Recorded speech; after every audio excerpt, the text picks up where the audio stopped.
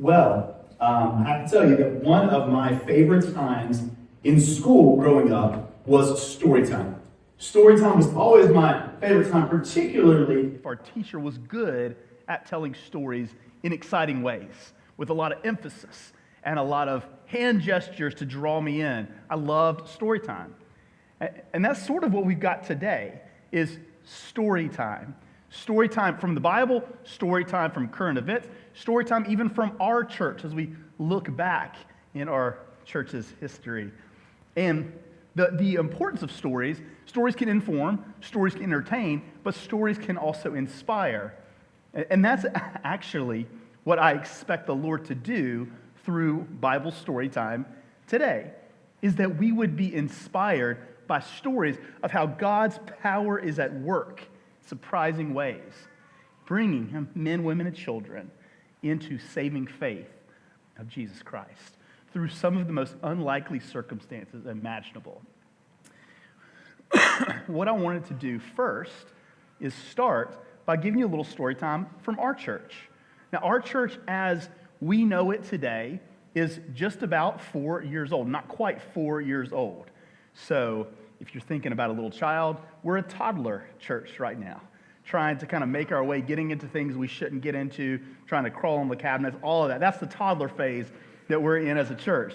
The first 2 years as a church, we were just trying to survive the merger, right? We had two churches coming together and trying to figure out how do we do life together. It was awesome and it was wild, and we did lots of really cool outreach into the community through our garden, through our clothing closet, through our partnerships with local schools.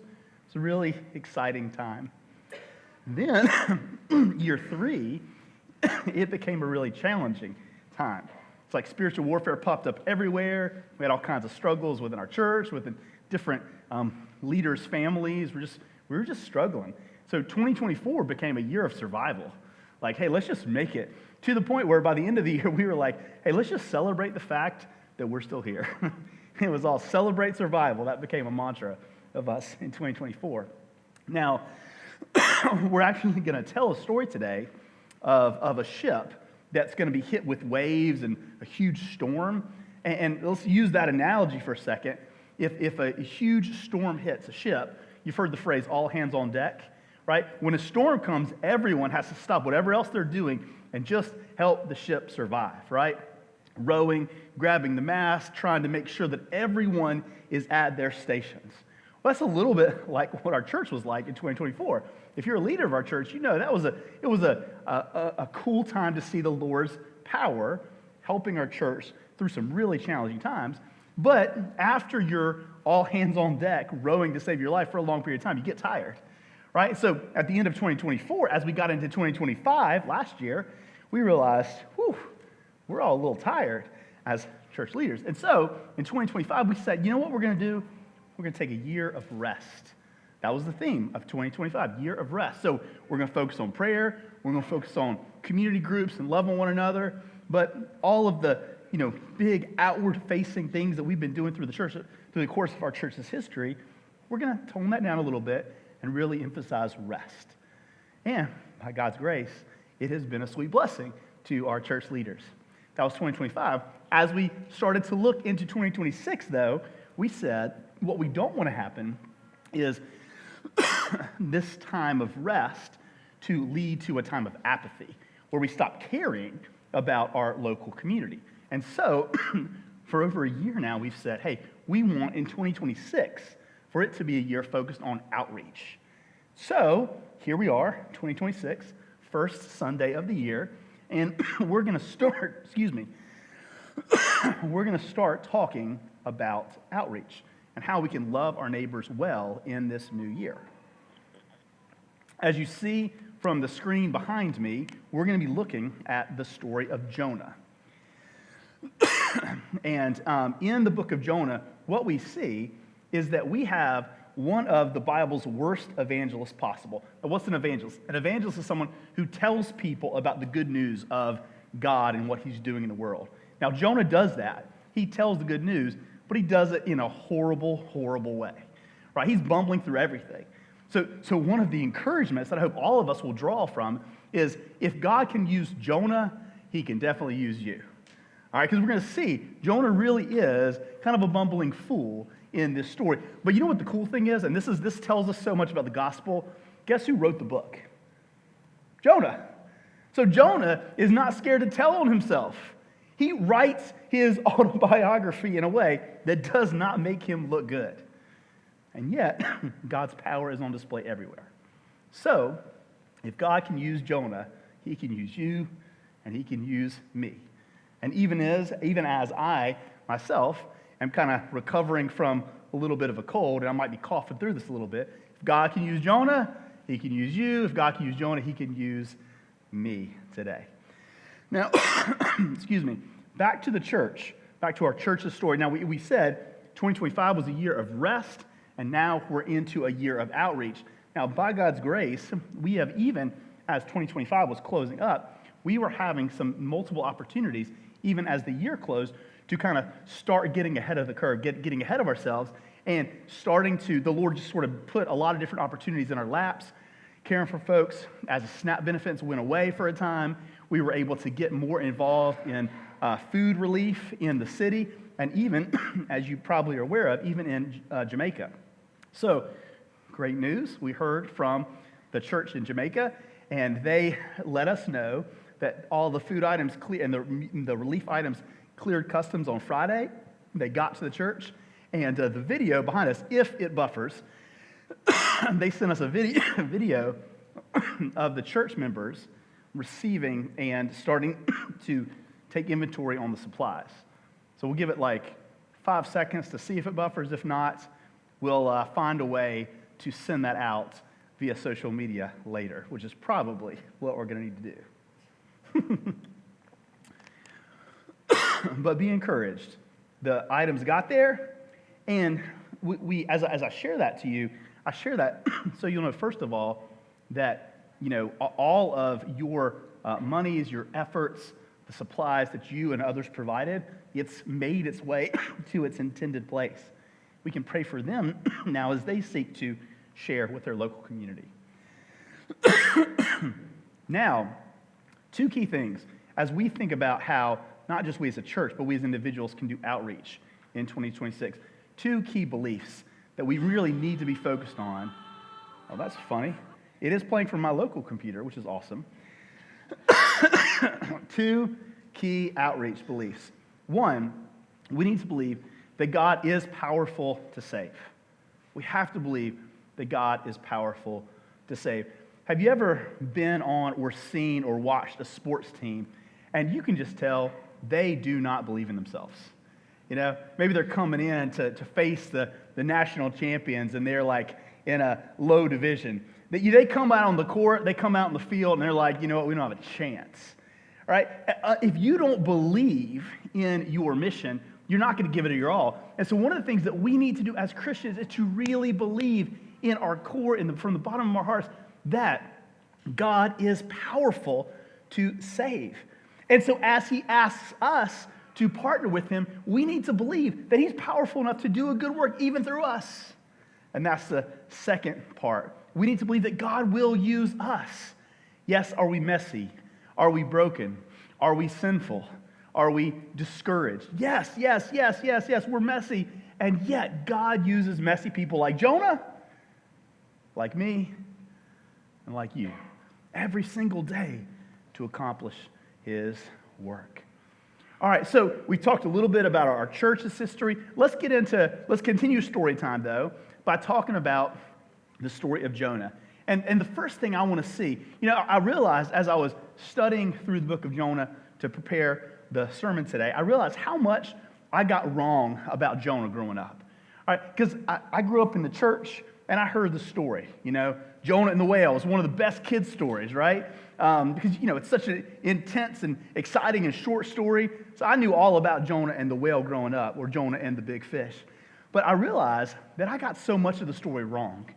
So I want to share some of my misperceptions, because perhaps they were yours as well, as we see this amazing story, how God saves the sailors. God saved the sailors. That's actually Jonah chapter 1. The word of the Lord came up from Jonah. Get up, go to the great city of Nineveh and preach against it, because their evil has come up before me. Jonah, who's a prophet of God, right? He's God's man.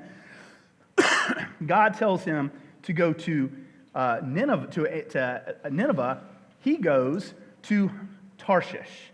All right, so that would be kind of like someone telling you, "Hey, I need you to go to Myrtle Beach," and you start heading to Asheville. Okay, completely opposite direction. All right, Jonah is fleeing from the Lord's presence. All right, verse 4. But the Lord threw a great wind into the sea. Such a great storm arose on the sea that the ship threatened to break apart. Sailors were afraid, and each cried out to his God. They threw the ship's cargo into the sea to lighten down the load. Now, we'll pause here for a second.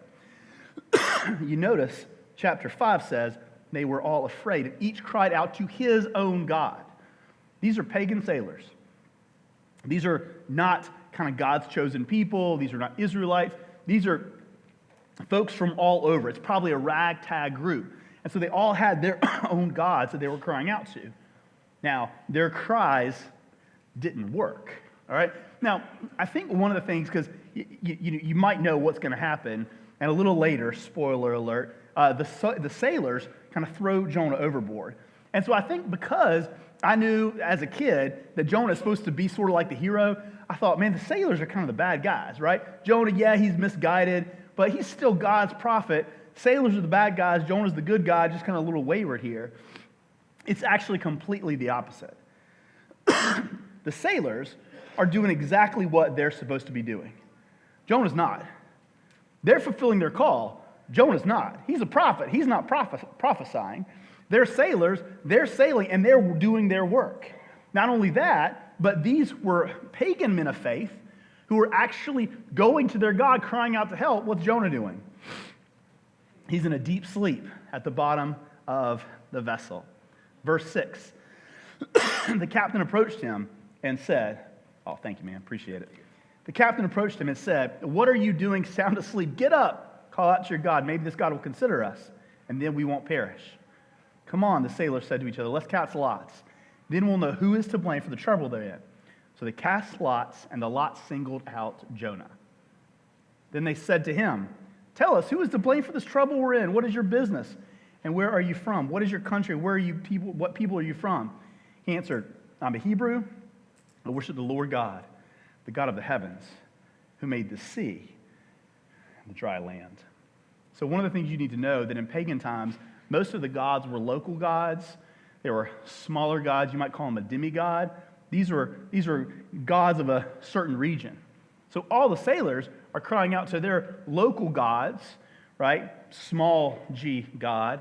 And here, Jonah identifies himself as, I am praying not to this God or this God. I am praying to the God of all creation who made the dry land and who made the sea. So even as he describes who his God is, he is saying this is something much bigger, someone much bigger, which explains verse 10. Verse 10, the men were seized by great fear and said to him, what have you done? This great God, so much greater than any of the gods that we serve, you've gone against him. You're fleeing from him. You've disobeyed him. So they're terrified.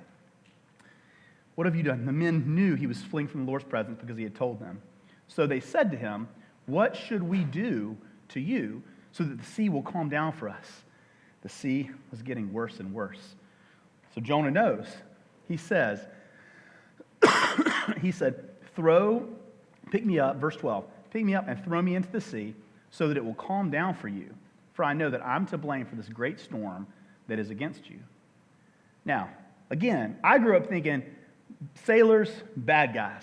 Jonah, the good guy. Actually, even when he tells the sailors how they can be saved, because the ship's going down, they know this. The ship's going down, they're all going to die. He says, sacrifice me and you'll be saved. They say no. These pagans, these non-Israelites, these men who you would expect, they're sailors.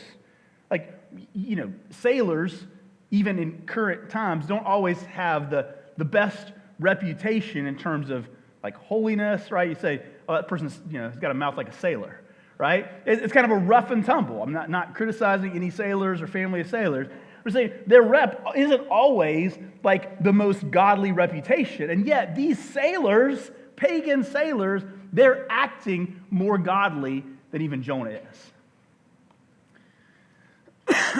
Nevertheless, the men rowed hard to get back to dry land, but they couldn't because the sea was raging against them more and more. And again, verse 14. So they called out to, who do they call out to? Not their pagan god anymore.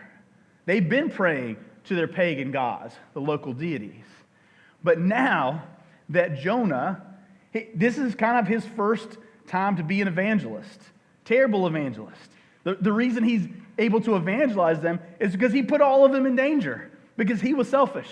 He didn't want to do something, and so he put the life of every man on this ship in danger. And so, because he's been cornered, he didn't even confess once the ship was going. They had to cast lots. He was caught.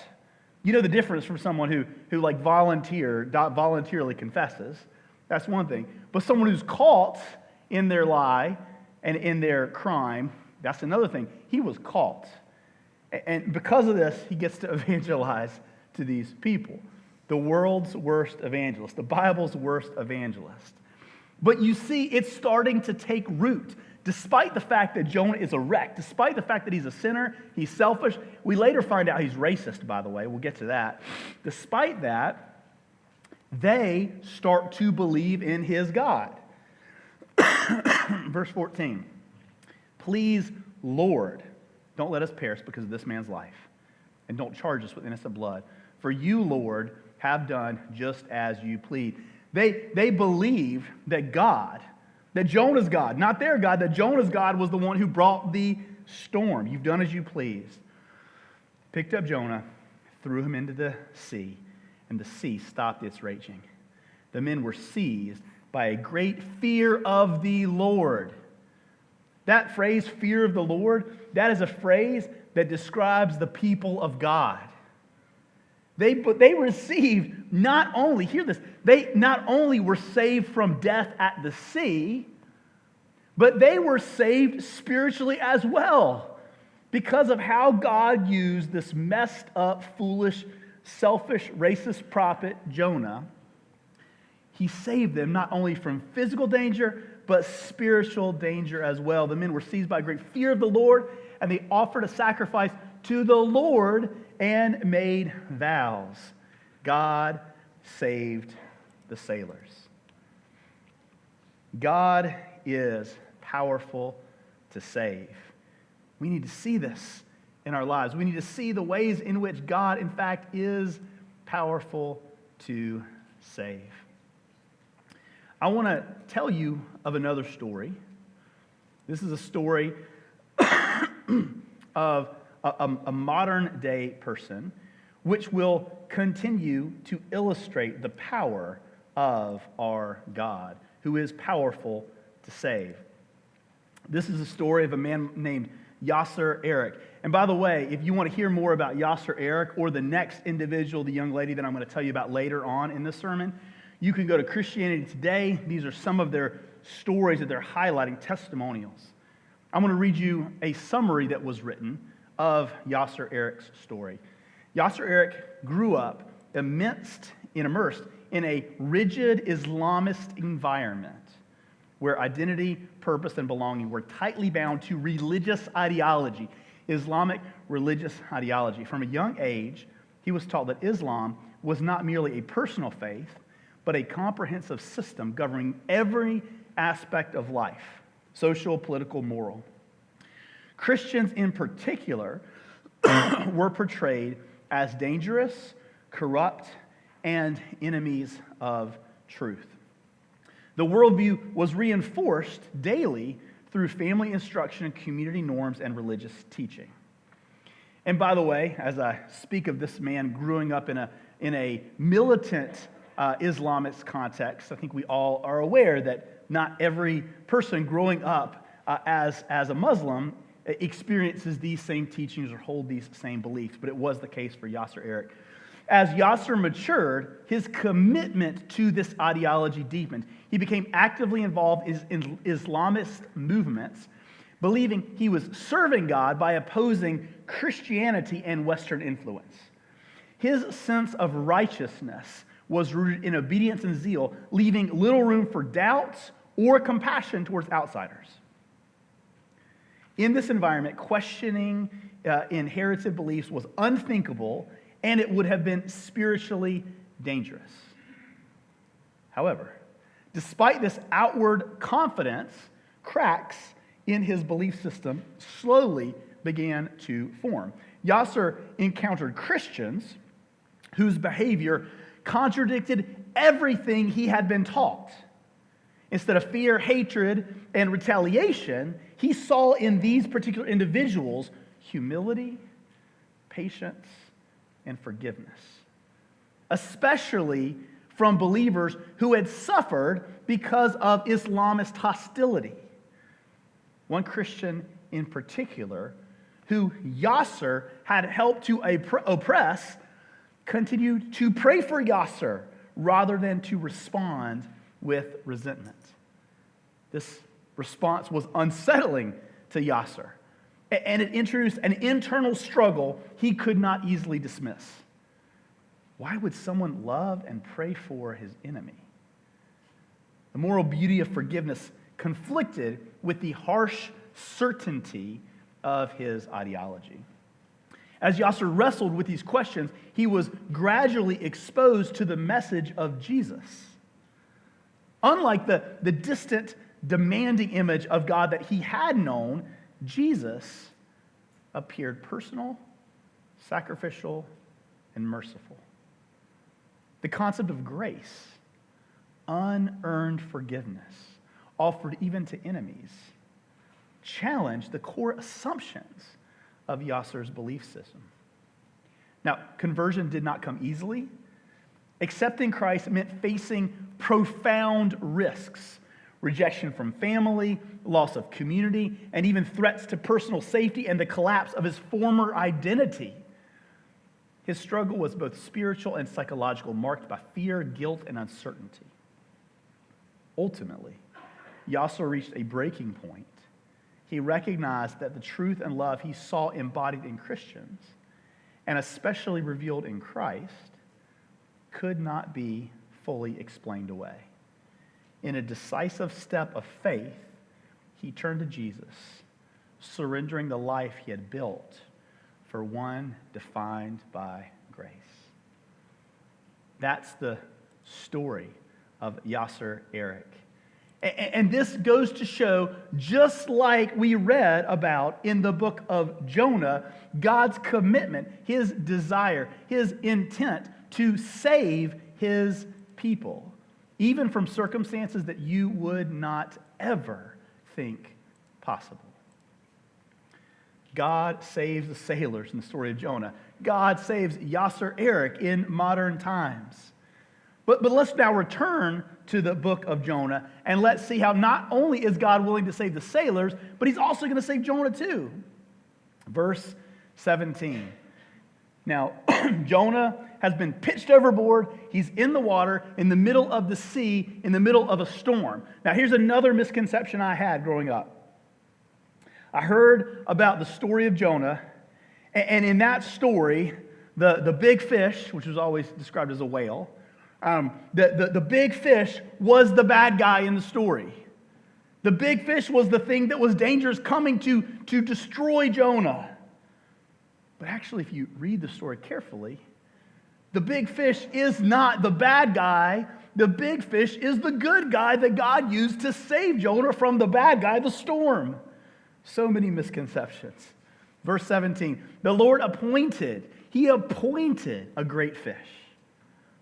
God appointed. He took this great fish from wherever it was, the bottom of the sea, and placed his hand upon the fish, appointed him, selected him, guided him, sent him, directed him to not destroy, but to save Jonah. And Jonah was in the belly of the fish 3 days and 3 nights. One of the things I love about the story is that God saves people in multiple ways. The sailors, for example, they were going to physically die if the storm didn't stop, right? If Jonah was not pitched overboard, that they would have all physically died. But God in his grace and mercy, depths of mercy, as Terrence told us about, in his depths of mercy, God not only saved them physically, but saved them spiritually as well as he revealed himself to them. Same thing with Jonah. Jonah needs to be saved from physical danger. He's going to drown. He's going to die. God saves him from the physical danger. But even more so, he saves him from the spiritual danger of Jonah's rebellion. Now, you might be thinking, oh, but Jonah's a prophet, right? He's spiritually safe. No, there are many prophets in the Bible who come to a very bad end. Just because Jonah's a prophet, that does not save him from spiritual danger. He's headed in a bad direction. His sin and rebellion is going to kill him if God doesn't save him. And so guess what he does? God gives Jonah the gift of 3 nights in the belly of the fish. I've been thinking about this concept a lot over the past couple days. Now, I don't want to make too much of this because the Bible doesn't seem to make too much of this. But I got to tell you something. In the midst of the chaos and the busyness, a lot of fun, a lot of good things, but the chaos and the busyness of the Christmas and New Year's holidays, where you guys didn't even feel this way last week. You're like, what day is it? Is it Tuesday? Is it Saturday? I don't know. Like everything just kind of blends together and you don't know what you're supposed to be doing when you're supposed to get up different days. It's just kind of confusing, nonstop chaos. All of a sudden I thought, now don't get me wrong, I don't want to be in 3 days in the belly of a fish, but 3 days to sit quietly with the Lord. It's kind of a gift. Jonah needed this. And we see how significant it was because the Jonah that went into the fish and the Jonah that came out of the fish are 2 different people. His prayer, you see this in Jonah chapter 2. Jonah prayed to the Lord, his God, from the belly of the fish. He says, I called out to the Lord in my distress, and he answered me. I cried out to help from deep inside Sheol. You heard my voice. When you threw me into the depths, into the heart of the sea, your current overcame me. All your breakers and your billows swept over me. And yet I said, I have been banished from your sight. Yet I will once again look towards your holy temple. Even though Jonah is in the belly of the fish, in the belly of the sea, no rescue in sight, he shows a first-time faith in God that he has shown yet in this book. Despite everything he can see, he is trusting the Lord for his salvation yet to come. Verse 5, the waters engulfed me to the neck. The watery depths overcame me. The seaweed was wrapped around my head. I sank to the foundations of the mountain. The earth gates shut behind me forever. Then you raised my life from the pit, O Lord my God.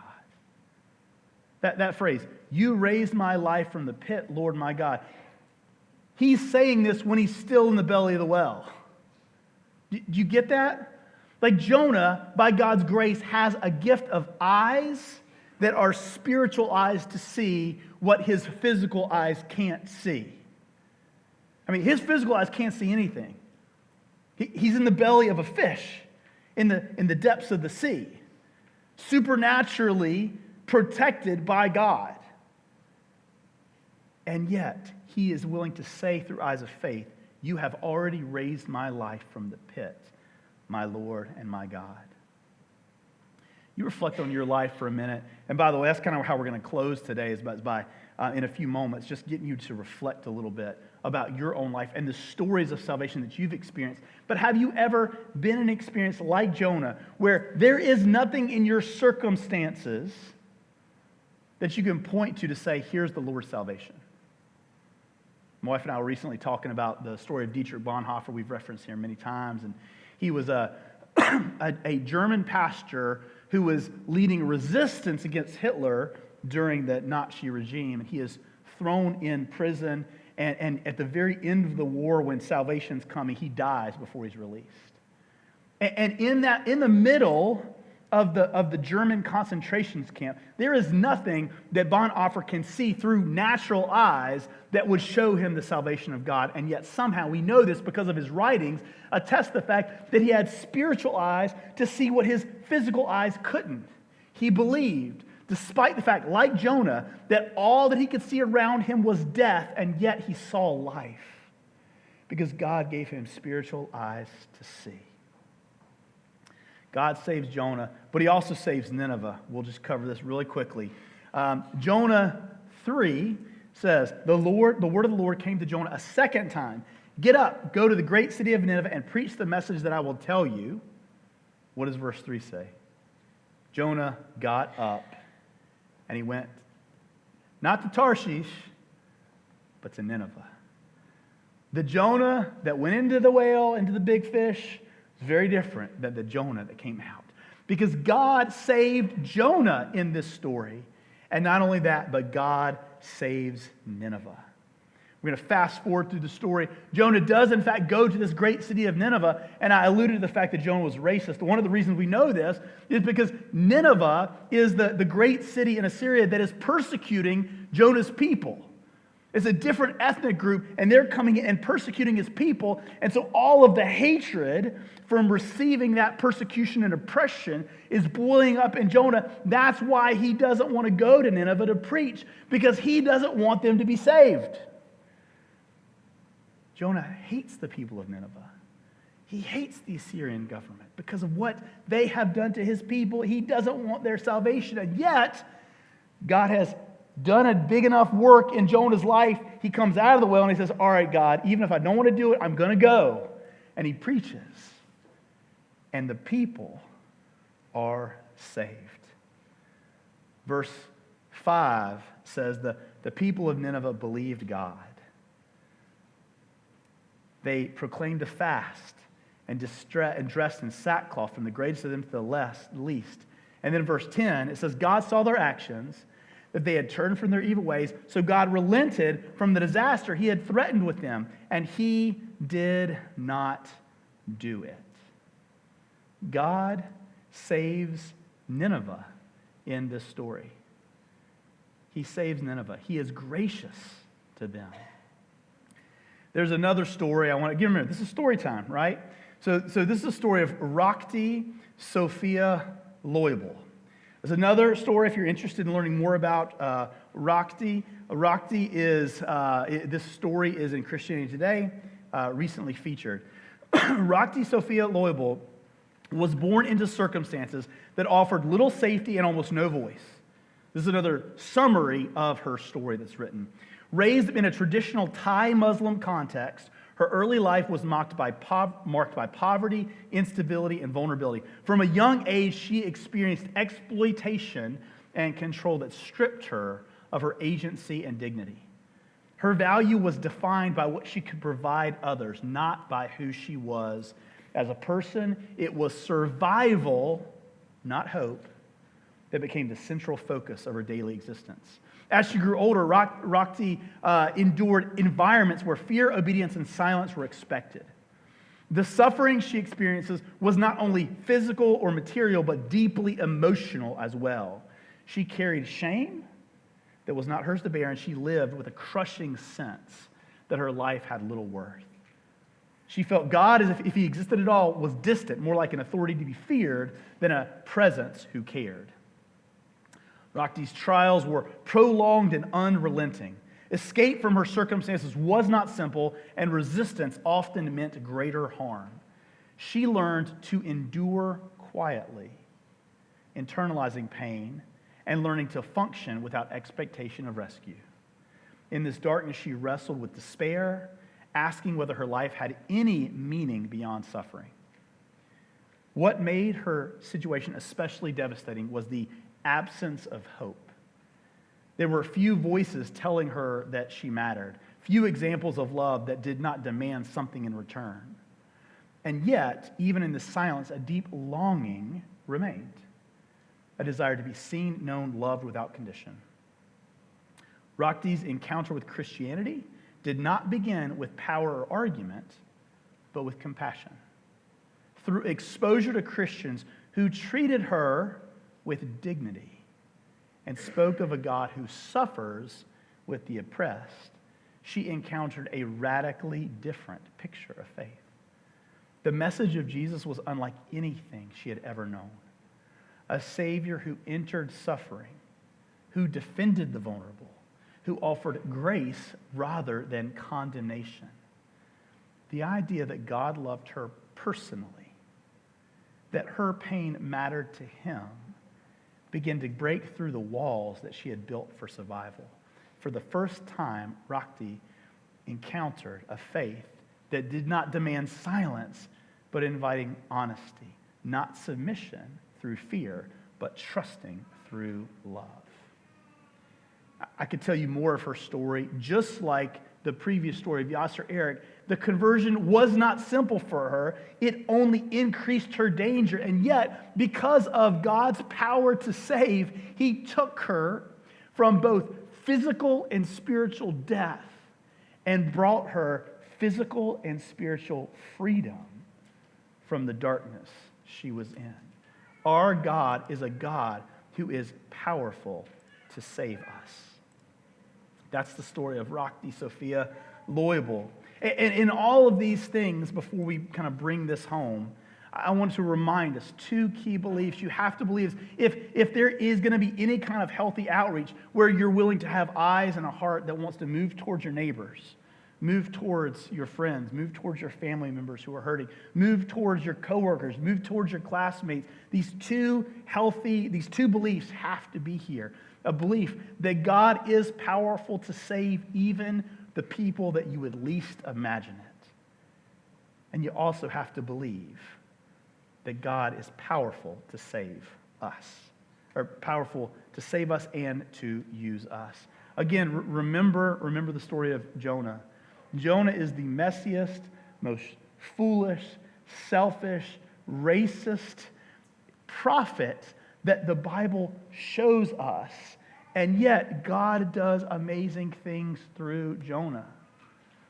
God tells Jonah to go to Nineveh. Jonah runs away, and you would think, oh, that's going to hurt God's plan. No, God actually expands his plan and saves more people because of Jonah's sin.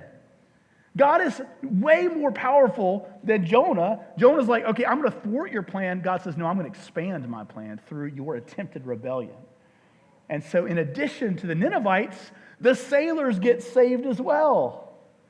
If God can use Jonah, he can use you. Let's think about ourselves for a second. God is powerful to save. Save the sailors, save Jonah, save Nineveh. But he's also powerful to save us. Let me ask you a question. How did you experience God's salvation this past year? That's a question. We're not going to spend too much time on it for the sake of time. But I pray that it stays with you. How did you experience God's salvation this past year? This past month? This past week? This past weekend? God is powerful to save you. He has. He will. And God is powerful to save others around you. Do you have stories of others who've experienced God's salvation this year? All of us, I think, need to spend a little time, like I did as a school-aged kindergartner, first grader, second grader, and we really need to get into story time. In the midst of all the busyness and chaos and distraction, we need to spend time thinking more about the stories of God's power. And my prayer for me and for you is as we spend more time on story time, we'll have a greater confidence, a willingness and a courage to be used by God, because his storytelling, his life-changing power, it's not finished, y'all. It's not finished. He's got more stories to write in 2026. Would you be willing to say, yes, Lord, use me. Use me to write someone else's story of salvation this year. Let's pray.